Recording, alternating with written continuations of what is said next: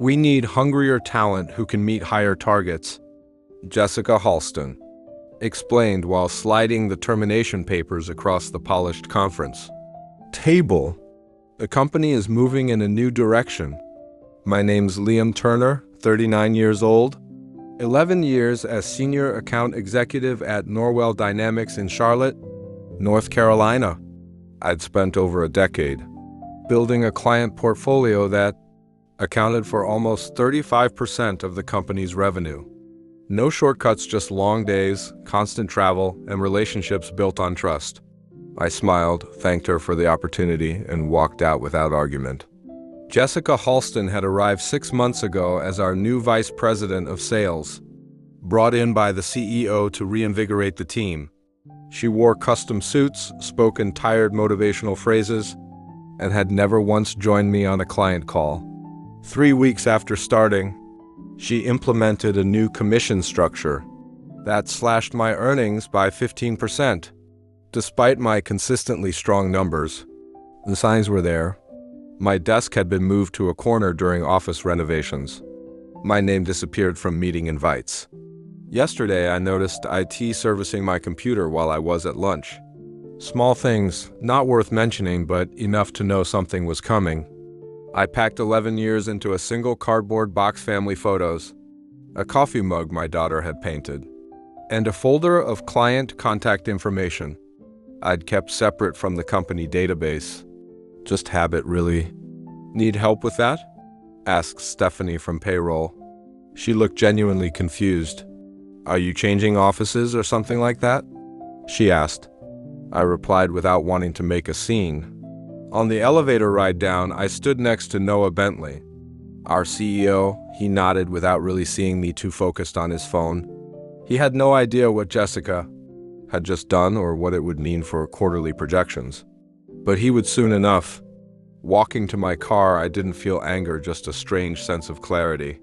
Like waking up from a long, comfortable dream only to realize the house was never really yours to begin with. I drove home in silence. No calls, no radio, just thinking about tomorrow. My phone buzzed as I pulled into my driveway. Aaron Cross, my biggest client. The annual contract renewal was next week. He texted me about dinner reservations for when he'd be in town. He didn't know yet. Nobody did. I set the phone on the kitchen counter, without answering, and looked out the window. 11 years of client relationships, all built on my word and my reliability. Jessica didn't just fire an employee today. She cut the only line connecting Norwell to millions in revenue. And she had no idea. I want someone who knows this market. Noah had once said, someone clients trust. For 7 years, he was right to trust me. I built our client base from regional businesses to national accounts. Extended our contracts from 1-year terms to 3 and 5. Brought in Lockhart Manufacturing when they left our biggest competitor. Added the Henderson Group when nobody thought we had a chance. My wife Rebecca used to joke that I was married to my clients. Thursday night dinner with the Johnsons again? She'd ask, already knowing the answer. The kids got used to me missing ball games and recitals. Dad's working became their normal. I promised it would be worth it someday. 3 promotions, 2 office expansions. And 1 recession later, Norwell had grown from a $4 million operation to a $30 million enterprise with my accounts, responsible for about $12 million of that. Not that anyone had calculated the exact percentage until Jessica arrived. The first red flag appeared during a quarterly review meeting. 3 months after she took over sales.com, your client acquisition rate has flatlined, she said, pointing to a chart that showed I'd only added 2 new accounts that quarter. Because I'm focused on expanding existing relationships, I explained. The Lockhart contract just doubled. The future is in new business, she insisted. We need hunters, not farmers. A week later, my executive assistant Julia was reassigned. The following month, my travel requests required additional approval. My expense reports came back with questions. Small things. Death by 1,000 cuts. I started hearing whispers about fresh talent being interviewed. Young MBAs with aggressive pitches and no industry experience. Jessica called them disruptors. Last month, she hired Alicia Winters, 29, from a tech startup. During her first week, she was assigned to join me on a call with Aaron Cross. No explanation. No proper introduction. Just showing her the ropes. Aaron noticed. After the call, he texted me, "Who's the new girl? Are you training your replacement?" I laughed it off. Just expanding the team. But driving home that night, I felt something shift in my gut. The kind of certainty that comes from years of reading boardrooms and client faces. Something wasn't right. I should have trusted that feeling sooner. I placed my cardboard box on the kitchen counter and poured myself 2 fingers of bourbon. The house was empty. Rebecca was at her sister's place in Denver for the week, helping with a new baby, probably for the best. I needed the quiet. I pulled out my personal phone and scrolled through my contacts. 11 years of relationships, over 200 clients, vendors and industry connections, people who trusted me to handle their business, people who'd signed with Norwell because of me, not our corporate marketing or flashy downtown office. My work phone, now sitting disabled in the box, contained only the official correspondence, the dinner invitations, the golf outings, the personal cell numbers of CEOs and decision makers. Those were all here on my personal device.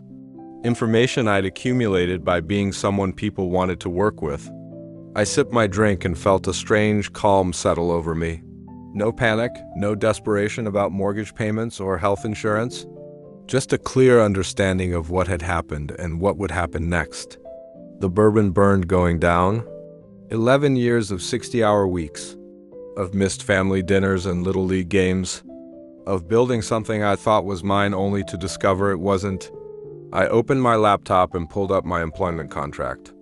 The non-compete clause was there, but limited in scope 1 year, and only applicable if I left voluntarily. Being terminated changed things. There was no legal barrier to taking my clients elsewhere.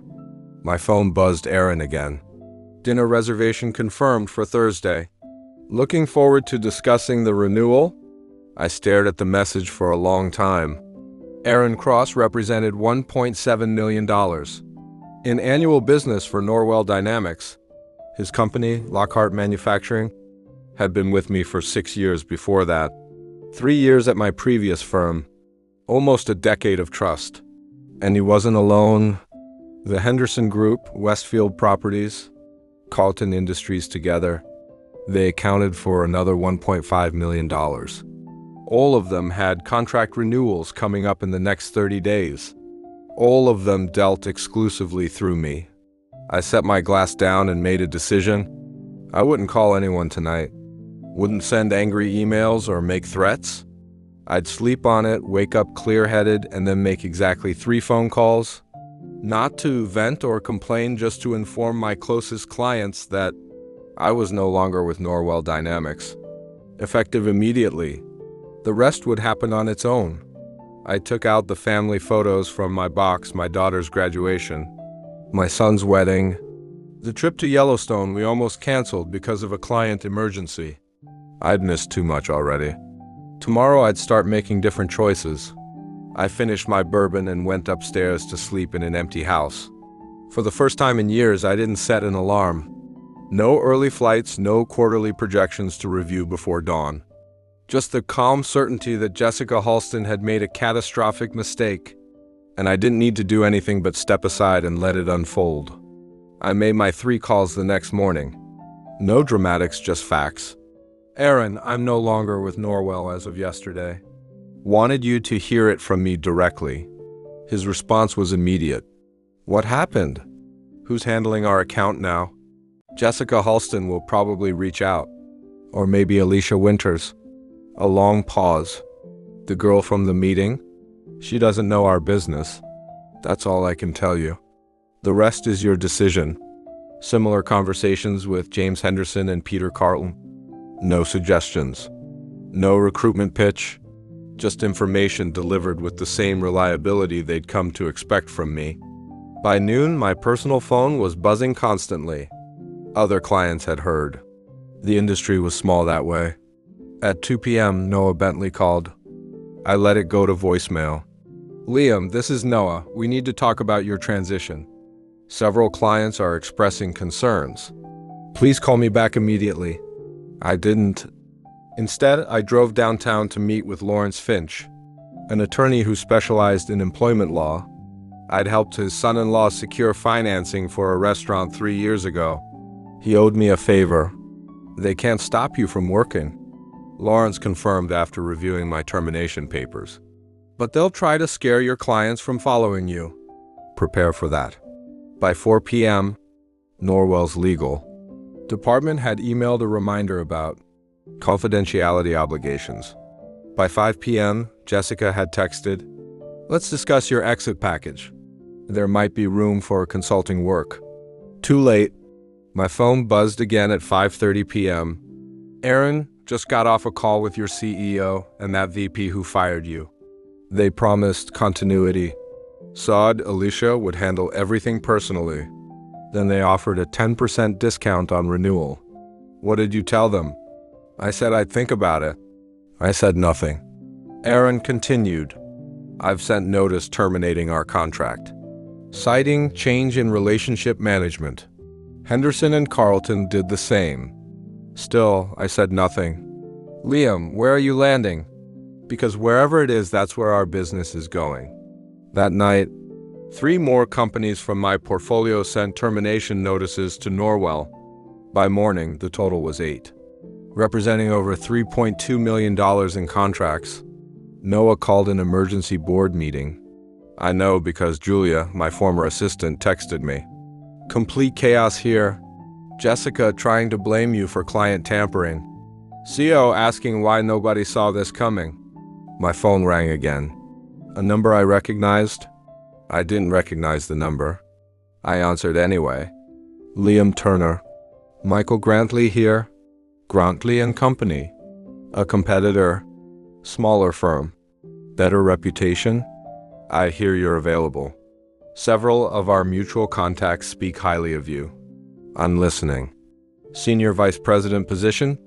6-figure signing bonus. Full autonomy to manage your own accounts. Seat on our executive committee. When would you want me to start? How's tomorrow sound?" I accepted on the spot. Not out of urgency or desperation, but because it was exactly what I wanted. Respect, autonomy, and recognition of the value I'd always brought. That afternoon, Jessica Halston texted again. Board approved a retention package, full salary for 6 months, plus stock options. Just help us transition your accounts. I didn't respond. There was nothing to say. They'd had 11 years to value what I built. Now they were scrambling to put a price on it after the fact. Too little. Far too late. 1 week into my new role at Grantley and Company, Julia called me from a personal number. "You need to know what happened," she said. It wasn't just Jessica wanting her own people. I sat in my new corner office larger than the one I'd had at Norwell Dynamics, and listened as 11 years of history reshuffled into a clearer picture. They were planning to sell the firm, Julia explained. Veritas Capital made an offer 2 months ago, but with conditions. They wanted to bring in their own account managers for the major clients, integrate them into their existing portfolio companies. The pieces clicked into place. Jessica hadn't been hired to grow sales. She'd been brought in to transition the accounts away from me, to make those relationships company assets, not personal ones. My termination wasn't about performance. It was preparation for acquisition. "How do you know this?" I asked. "I'm still assigned to the executive suite. I see the documents, hear the conversations. Yesterday, they pulled the offer. Veritas won't buy without the client base you built." After we hung up, I sat still for a long time. 11 years of loyalty, and they'd been willing to detach me from my clients like a middleman. Not because I failed, because I succeeded too well. The relationships were too strong, too personal. They needed me gone before clients could be repackaged as assets. I opened my laptop and checked my email. More former clients had reached out. The industry was humming with the news. Liam Turner had moved to Grantley, and clients were following. Norwell's stock had dropped 12% in 5 days.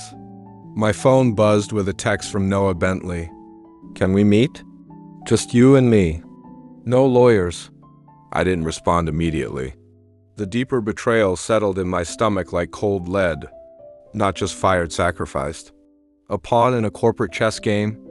I picked up the phone and called Aaron Cross. "I need to ask you something," I said. "Did Norwell try to introduce you to anyone from Veritas Capital in the last few months?" A pause. "How did you know?" "They brought in some guy, Thomas, during our quarterly review. Said he was a strategic advisor. Asked a lot of questions about our future needs." Confirmation. They'd been parading Veritas representatives in front of my clients, laying groundwork, all while I was still employed, still trusting I was building something that mattered. More calls revealed the same pattern. Behind my back, meetings scheduled, information gathered, relationships probed. Looking for weaknesses, looking for ways to make me expendable. By the end of the day, I'd confirmed that at least 6 of my major accounts had been covertly introduced to Veritas, all under the guise of strategic advisors or industry consultants. I finally texted Noah Bentley back. "No meeting necessary. I understand the Veritas situation completely." His reply came quickly. "It was a business decision, Liam, nothing personal." But it was personal. 11 years of building relationships, of knowing clients' kids' names and their vacation spots, of answering calls on weekends and holidays, all reduced to a hurdle in a corporate transaction. I closed my laptop and looked out at the Charlotte skyline from my new office. The view was different here, clearer somehow. Grantley and Company had already signed contracts with 11 of my former clients, representing nearly $5 million in annual revenue, and more were coming. Not because I was recruiting them, but because in this business, trust follows people, not logos or corporate strategies. Norwell Dynamics hadn't just lost a salesman. They'd lost the foundation their growth was built on. And they still didn't fully understand why. 3 weeks after joining Grantley, I received an invitation to speak at the Southeast Financial Leadership Conference. The panel topic, Building Client Loyalty in a Transactional Market. The irony wasn't lost on me. I accepted. Not for ego or exposure, but because I knew who would be in that audience: industry peers, potential clients, and most importantly, Norwell's remaining leadership team. Noah Bentley never missed this conference. Neither did the board. Meanwhile, Grantley had given me resources Norwell never offered: 2 dedicated analysts, full marketing support, and most crucially, an equity partnership. Every client I brought in wasn't just commission. It was building something I partially owned. I spent a month preparing, not with flashy slides or rehearsed anecdotes, but with data. Working late nights with my team, we compiled performance metrics for every client who had followed me from Norwell to Grantley. The results were undeniable. Average service response time down 53%. Implementation costs reduced by 30%. Client satisfaction scores up 22 points. It wasn't just about me. It was about proving what happens when companies value relationships over transactions. The morning of the conference, I reviewed my notes one last time. No drama, no naming names. Just facts and outcomes, professional, measured, devastating. As I walked into the hotel ballroom, I spotted Noah immediately huddled with 2 board members near the coffee station. His face tightened when he saw me. I nodded politely and kept walking. The panel began with standard questions: market trends, digitization, disruption. When my turn came, I spoke plainly. In an age where everything is automated and optimized, personal accountability has become the rarest commodity. Companies often mistake client relationships for company assets. They're not. They're trust agreements between individuals that require constant reinforcement.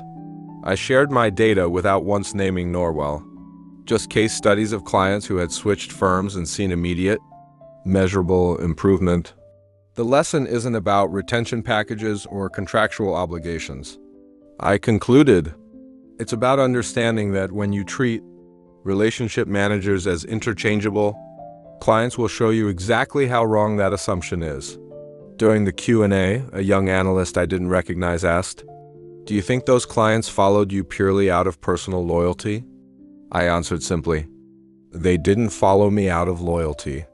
They followed because their needs were consistently better met by my approach. To service an approach my former employer decided was no longer aligned with their direction." I paused, making brief eye contact with Noah. Every company has the right to change direction, and every client has the right to decide if that new direction serves their interests. The market is brutally efficient that way. After the panel, 3 more former Norwell clients approached me about making a change.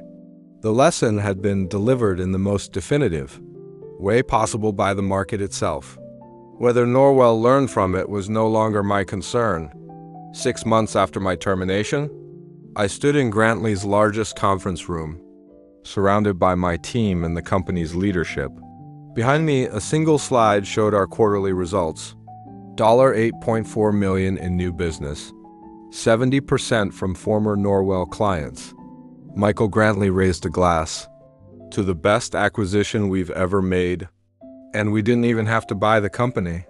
Later that day, I got a message from Jessica Halston. Her role had been eliminated. So had most of the sales team. "Any chance Grantley is hiring?"